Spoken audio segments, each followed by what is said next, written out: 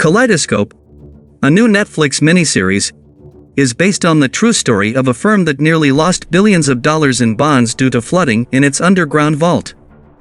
The series, which begins on January 1st, follows a group of thieves as they attempt to carry off a heist in the middle of a storm.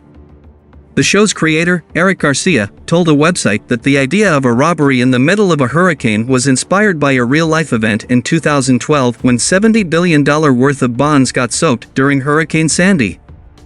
Kaleidoscope is supposed to be based on a true incident of a corporation that nearly lost billions of dollars in bonds when Hurricane Sandy caused flooding in its underground vault.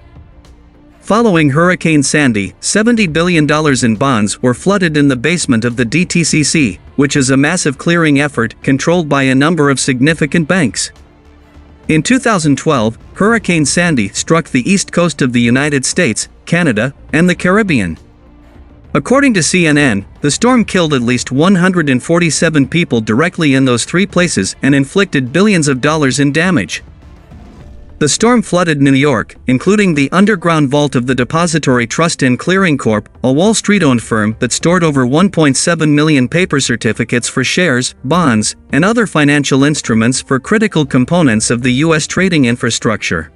Reuters reported 2 weeks after the hurricane that when the business was able to enter the vault at 55 Water Street, they discovered considerable flooding and water damage.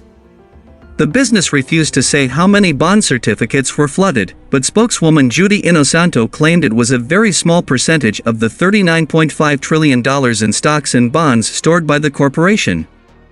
She stated that the majority of the bonds and stocks were handled electronically.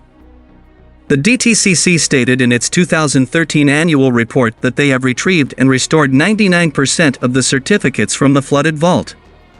In Kaleidoscope, however, the storm serves as a cover for the squad to pull off a heist.